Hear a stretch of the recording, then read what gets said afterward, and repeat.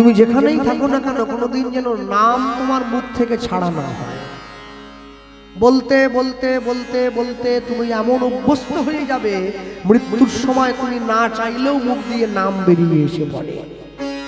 হ্যাঁ, দেখেন না, দুর্গাপুজোর সময়, নতুন বছর শুরুর সময় ছাড় দেওয়া হয়। সোনার গয়নার মজুরিতে 25% ছাড়, তাই তো? হ্যাঁ, সোনার গয়না পয়সা দিয়ে কিনলে 25% ছাড় পাওয়া যায়। জীবনে যদি কেউ হরিনাম আশ্রয় করে তার জীবনের 100% ছাড় হয়ে যায়। 25% তো সামান্য, 100% ছাড় হয়ে যায়। 100% ছাড় কিরকম জানেন? 100% ছাড়, এমনও লোক আছে যে দুপুরবেলা খেয়ে দিয়ে বিছানায় গিয়ে শুয়েছে, ঘুমের মধ্যে প্রাণটা চলে গেল, ভগবানের নাম জপ করছে, ঘুমের মধ্যে প্রাণটা চলে গেল। ছেলে বৌমার ঝাঁটা নেই, ছেলে বৌমার লাথি নেই, কি শুয়েছে, ভগবানের নাম জপ করছে, প্রাণটা চলে গিয়েছে। না না, যে বাবা মায়ের সবার ক্ষেত্রে আমি বলবো না, ব্যতিক্রমও আছে, কিন্তু যে বাবা মায়ের 3-4টে ছেলে তারা জানে কাকে ঝেঁটা বলে। 4 ভাই মিলে তো ভাগ করেছে বাবাকে, তুই 1 মাস, আবার তুই 1 মাস, আবার তুই 1 মাস, আবার তুই 1 মাস। তখন সঙ্গে সঙ্গে ছোট ভাই একটু বেশি বুদ্ধি, তো ও বলছে তাহলে যে মাসটা 31 দিনে হবে, মানে একদিন বেশি হচ্ছে, তাহলে ওই মাসটা বাবা কার কাছে খাবে? তা বড় ভাই একটু আগে জন্মেছিল, ও আরেকটু বেশি বুদ্ধি হল, ও তখন বলছে যে মাসটা 29 দিনে হবে ওই মাসটা বাবা কার কাছে খাবে, একদিন কম হচ্ছে। তখন মেজো ভাই বলছে মারামারি করিসনি, যে মাসটা 31 দিনে পড়বে ওই 31 দিনের মাস বাবা যে ভাইয়ের কাছে খাবে, আর 29 দিনের মাস যে ভাইয়ের কাছে পড়বে ওই একদিন তার ঘরে পাঠিয়ে দিবি। সদবোধ হয়ে গেল, সদবোধ মানে বিরাট ব্যাপার একটা।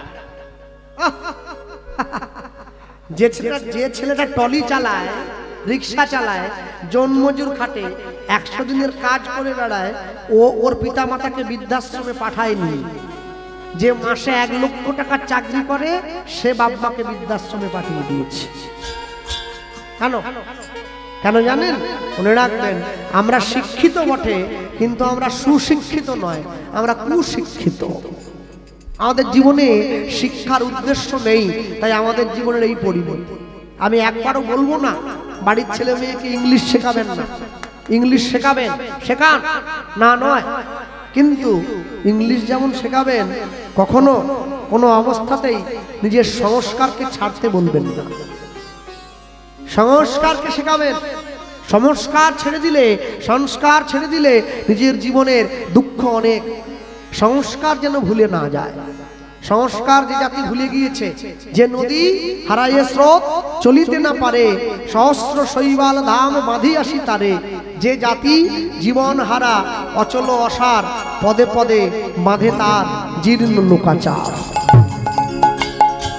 সব সময়ের জন্য জানবেন যে জাতি নিজের সংস্কারকে বিসর্জন দিয়েছে। হ্যাঁ, সংস্কার কিরকম? এই যে কপালে তিলক দিয়েছি দেখছেন, তিলক। তো যারা শুধু কীর্তন করবে, যারা বৈষ্ণব ভক্ত হবে তারাই তিলক দেবে, আর বাকিরা দেবে না, বাকিরা টোন কাটবে। হ্যাঁ, তিলক দেওয়াটা সনাতন ধর্মে একটা সংস্কারের মধ্যেই পড়ে। আমরা সবকিছু বিদেশিদের দাসত্বে স্বীকার করে নিয়েছি। আমাদের খাওয়া বিদেশি, আমাদের পোশাক বিদেশি, আমাদের চালচলন বিদেশি, সব বিদেশি। যদি দেশের বলতে যদি একটা জিনিস থেকে থাকে সেটা হচ্ছে আমাদের কপালের এই তিলকটা। কেন বলুন তো? তিলক কিন্তু আমেরিকা লন্ডনের মাটি দিয়ে তৈরি হবে না, তিলক আমার ভারতবর্ষের মাটি দিয়েই তৈরি হয়। হ্যাঁ, তিলক শুধুমাত্র কৃষ্ণ ভক্তি গৌর ভক্তির পরিচয় নয়, তিলক হচ্ছে রাষ্ট্রভক্তির পরিচয়। যখন ছেলে যুদ্ধ করতে যায়, মা তার কপালে বিজয় তিলক এঁকে দেয় যুদ্ধে জয়ী হয়ে আসার জন্য। দেশের মাটি নিয়ে কপালে দাগ দিয়ে দেয়, ও আমার দেশের মাটি, তোমার পরে ঠেকাই মাথা। আর সেই তিলককে তোমরা অপমান করো, নিন্দা করো। যে তিলক রাস্তা দিয়ে হেঁটে যায় তাকে টোন টিটকিরি করো। সাবধান, খুব সাবধান। ভালো না লাগে মন্দিরে যাবে না, ভালো না লাগে সাধুর দিকে তাকাবে না। কিন্তু যে তিলক করেছে, যদি কোনো সাধু বৈষ্ণবকে পথে দেখো, তাকে অপমান করবে না, অপমান করবে না। আগুন নিয়ে খেলা করতে গেলে আগুন যে কোনো মুহূর্তে তোমার হাত পুড়িয়ে দেবে, আগুন বুঝবে না তুমি না জেনে ওতে হাত দিয়েছো। তাই আমি সকলের উদ্দেশ্যে বলবো, দয়া করে নিজের জীবনের যে রুচিটা একটু আছে না, রুচির পরিবর্তন করুন, রুচির পরিবর্তন করুন। নিজের জন্য 3 তলা বাড়ি তৈরি করেছেন, নিচ থেকে ওপর পর্যন্ত পাথর বসিয়ে দিয়েছেন, বাড়িটা পাথর দিয়ে মুড়ে দিয়েছেন। আস্তে ঠাকুর ঘরটা কোথায় করেছেন? হ্যাঁ, সিঁড়ির তলায়, হয় সিঁড়ির তলায় নইলে চিলে কোটায় উপরে। আর 3 তলা বাড়ি তো ঠান্ডা পড়েছে, পৌষ মাস, 3 তলায় উঠে না, সন্ধ্যেবেলায় নিচ থেকে শাঁখ বাজি যায়। বলে ঠাকুর তো উপরে, শুনতে পেলেই হলো। বিরাট ভালোবাসা, মানে ভালোবাসা করে গড়ে পড়ে যাচ্ছে। আর রাত্রি 9টার সময় যদি বাড়ির গিন্নিটাকে বলে আমি একটু দোকানে যাবো, হ্যাঁ চলো, তুমি রেডি হয়ে পড়ো, তখন ঠান্ডা লাগে না। মাঝে মাঝে অবাক হই আমি, জানেন, হ্যাঁ মেয়েটা কলেজে পড়ে তো, বাজার যাওয়ার সময় মেয়েটা কলেজে পড়ে, বাবা বাজার যাচ্ছে, মেয়ে এসে হাত ধরে বলছে, বাবা আমি তো কলেজে পড়ি, তা আমার বডি স্প্রেটা শেষ হয়ে গেছে, একটা ভালো দেখে বডি স্প্রে আনবে তো। বলে তুই কোনো চিন্তা করিস না, সবই তো তোর। হ্যাঁ, বাড়ি বাজারে দিয়েছে, মেয়ের জন্য সেন্ট কিনেছে, 500 টাকা দাম। ঠিক সেই সময় বাড়ির স্ত্রী ফোন করেছে, ঠাকুরের জন্য ধূপকাঠি নিয়ে আসবে। ঠাকুরের জন্য ধূপকাঠি কিনতেছে 10 টাকায় 100 কাঠি, খড় পচা গন্ধ। দোকানদার ডেকে বলে, স্যার এ ধূপে গন্ধ নাই। বলে গন্ধ কম, কাঠি বেশি দে, কাঠি বেশি দে। যে তোমাকে মেয়ে দিল, যে তোমাকে সংসার দিল, যে তোমাকে তোমার গোটা সংসারটা যে সুগন্ধে ভরিয়ে দিয়েছে, তাকে তুমি 10 টাকায় 100 কাঠি ধূপ এনে দাও, যাতে কোনো গন্ধ নেই। আর যে মেয়ে তোমাকে পর করে দিয়ে তোমাকে কাঁদিয়ে সারা জীবনের জন্য অন্যের বাড়িতে চলে যাবে, তুমি তার জন্য 500 টাকা দিয়ে সেন্ট কিনে নিয়ে আসো। তা বলে একবারও বলিনি যে মেয়ের জন্য সেন্ট কিনবেন না, অবশ্যই কিনবেন। মেয়ের জন্য যদি 500 টাকার সেন্ট কেনেন, ঠাকুরের জন্য তো 30 টাকার ধূপকাঠিও কেনা যায় নাকি? আমি রুচির পরিবর্তন করতে বলছি, এখানেই বলছি রুচির পরিবর্তন করবেন। ভগবানকে নকুলদানা বাতাসা দিয়ে ফেলে রাখবেন না, একটু ফল দেন না, বাড়ির ছেলেমেয়েরাই তো খাবে, একটু ফল দেন, একটু বড় গ্লাসে ভগবানকে জল দেন, একটু ছোট্ট ভালো ছোট ঠাকুর ঘর করুন, তাকে আপনার সাধ্য মতো বসার জায়গাটা করে দেন, অসুবিধে কি? ভগবান তো কম দেয়নি, না চাইতে অনেকটা দিয়ে দিয়েছে আমাদেরকে। কম কিসে? কম তো দেয়নি। যদি কম দিত তাহলে একটা কথা ছিল, কম তো দিল না। অনেক অনেক সময় দেখবেন যেখানে কীর্তন হয়, আমিও কীর্তন শুনতে যাই, যে কীর্তন করছে সে মাঝে মাঝে বলে যেইখানে হয় নাম সংকীর্তন সেটাই শ্রীধাম বৃন্দাবন, বলে তো লোকে হাত তোলে, নিতাই গৌর হরি বল তুলে দিল। হঠাৎ করে আমি দেখছি যে হাত তুললো সে পাশে বসে পেঁয়াজি খাচ্ছে। বৃন্দাবন পেঁয়াজি খাওয়া যায়? হ্যাঁ, বৃন্দাবন পপকর্ন খাওয়ার জায়গা, এগরোল খাওয়া, অনেকে তো ডিম ভাজাও খায়। তাহলে বৃন্দাবন মুখে বললাম, বৃন্দাবনের সম্মান রাখতে পারলাম না। শোনো, দুর্গাপুজোতে অষ্টমীর দিন পুষ্পাঞ্জলি তুমি দিয়েছো মা দুর্গার চরণে, তুমি যদি নবমীর দিন খাসি মাংস কিনেই খাবে, আমার মতে বলে পুষ্পাঞ্জলি না দেওয়াই ভালো। মা কোনোদিন জীবের অন্য জীবকে হত্যা করে তুমি খাও, তাতে মা খুশি হয় না। যার জন্য আমাদের জীবনে এত উচ্ছৃঙ্খলতা বেড়ে গিয়েছে, এত নিন্দনীয় আমাদের জীবন, যার জন্য আমাদের জীবনে এত বর্বরতা। কেন জানেন? আমাদের রুচিটা বড় নিম্নগামী, বড় নিম্নগামী রুচি আমাদের, এত নিম্নগামী রুচি। এই নিম্ন রুচির জন্য আমাদের জীবনের এই পরিণতি এসে দাঁড়িয়েছে। সব সময়ের জন্য মনে রাখবেন, জগতে যা কিছু করছেন, যেভাবে চলছেন, হ্যাঁ আপনাকে সবকিছুর হিসেব দিয়ে এখান থেকে যেতে হবে, তা না হলে আপনি যেতে পারবেন না। আচ্ছা, যারা বসে আছেন এই স্থানে, বলুন তো, সারা জীবন তো রান্না করছেন মায়েরা, রান্না করবেন, কিন্তু যেদিনকে আপনার হাতের রান্না আমার ভগবানের মন্দিরে ভগবানের ভোগ হয়ে যাবে, সেদিন জানবেন আপনার রান্না করা এতদিন পরে সফল হয়েছে, তার আগে হয় নাই, তার আগে হয় নাই। সংসারের জন্য সারা জীবন কেঁদেছেন, ছেলে মেয়ে স্ত্রী পুত্র পরিবারের জন্য সারা জীবন কেঁদেছেন, আমার ভগবানের জন্য কত চোখের জল ফেলেছেন? ফেলেছেন কি? একবারের জন্য ফেলেননি। তাই জীবনে যে প্রান্তে থাকুন না কেন, একটি বার হলেও হাসি মাখা বদনে ছলো ছলো নয়নে, হাসি মাখা বদনে ছলো ছলো নয়নে, আনন্দ কাননে মন রহুয়নি একসঙ্গে বলা যায়, হরি বল হরি বল মনে রে, হরি বল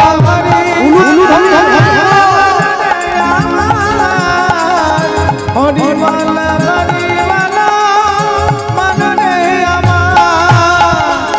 আমার, একটু হাত তোলা যায়, একটু তালি দেওয়া যায়।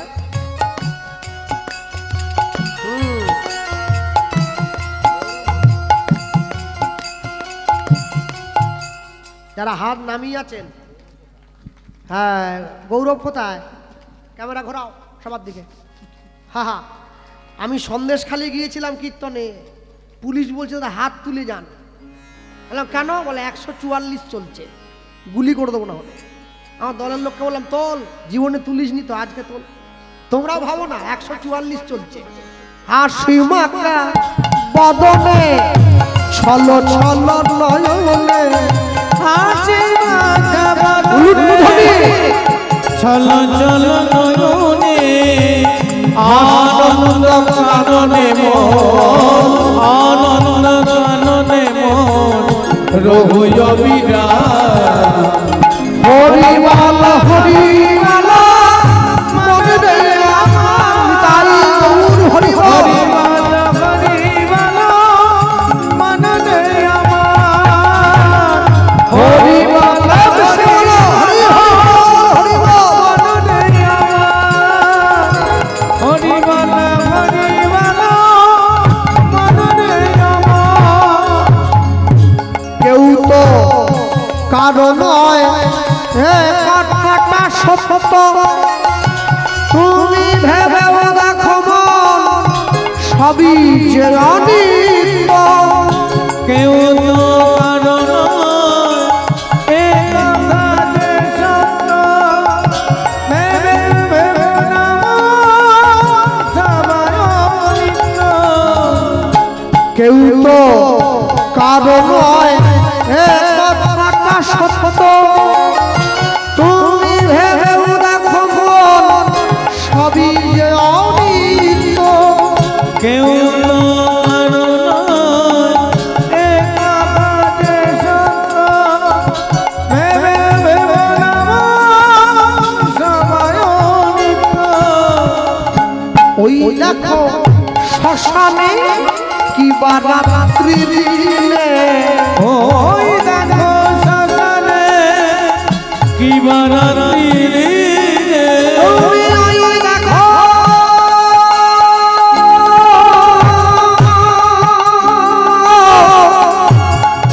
শ্মশানে কি বারাত্রি দিলে, ওই দেখো শ্মশানে কি বারাত্রি দিলে, পুরীতে মানবে পুরীতে মানুষে, পুরীতে মানুষে পুরীতে মানুষে যত অহংকার, হরি বল হরি বল মনে রে আমার, হরি হরি বল হরি বল মনে রে আমার, হরি বল হরি বল মনে রে আমার। আগে একটা হিন্দি টেলিভিশনের পর্দায় একটা গানের স্টেজ শো হয়, নামটা মনে আসছে না। ভারতবর্ষের বিখ্যাত গায়ক গায়িকারা সেখানে বসেছিলেন। নেহা কক্কর, অনু মালিক, অলকা ইয়াগনিক, সব বড় বড় শিল্পী। হঠাৎ করে দেখছি একটা মেয়ে যে বাঙালি, সে গানের পরে একটা কোনো কথা প্রসঙ্গে উলু দেয় না, যে মায়েরা বাবাদের বলছি উলু দিতে, এই প্রসঙ্গটা এসেছে। সঙ্গে সঙ্গে যারা বিচারক বসেছিল আসলে, বড় বড় শিল্পী, ওরা হিন্দু সনাতনী, ওরা উলুধ্বনিকে ভেঙচি কাটছে, এরম করে দেয়, এরম করে দেয়। আমি ভাবি শুধু যোগ্যতায় বড় হলে হয় না, চরিত্রটা বড় করতে হয়। বিবেকানন্দের কথাটা মনে পড়ে যায় না? কি বলেছিলেন? Education is the manifestation perfection already in man. মানুষের প্রকৃত শিক্ষা আর নৈতিক, চারিত্রিক এবং আধ্যাত্মিক বিকাশ। এদের পয়সা আছে, যোগ্যতা আছে, রূপ যৌবন আছে, আধ্যাত্মিক বোধ নেই, যার জন্য সনাতনী হয়ে উলুধ্বনিকে হিংসে করে, টনটিটকিরি করে, যা গোটা বিশ্ব দেখে হাসে। কেন জানেন? যদি ডাক্তার চিনি খেতে বারণ করে, সুগার পরীক্ষা করান, কি যার জীবনে অনেক সমস্যা, যার জীবনে অনেক রকম চিন্তা ভাবনা, এগুলোকে দূর করতে হবে, তাহলে সুগার চলে আসে। যদি চিনি কম খেতে হয়, সুগার পরীক্ষা করতে হবে। যদি ডাক্তার আপনাকে মাছ মাংস ডিম খেতে বারণ করে, তাহলে ভাববেন শরীরে মনে হয় একটু কোলেস্টেরলটা বেড়েছে, ওটা পরীক্ষা করান। আর যদি হিন্দু হয়ে হিন্দুদের বিরুদ্ধে নিন্দা করতে ইচ্ছে করে, হিন্দুদের ক্ষতি করতে ইচ্ছে করে, নিজের ডিএনএ পরীক্ষা করান, জন্ম ঠিক আছে তো, ভুল হয়ে গেল না তো? গতি নাই, গতি নাই হরি নাম ছাড়া,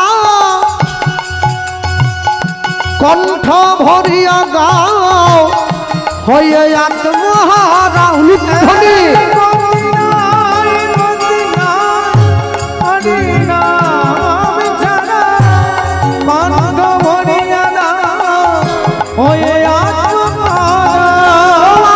গতি নাই, গতি নাই হরি নাম ছাড়া, কণ্ঠ ভরিয়া গাও হয়ে আত্মহারা।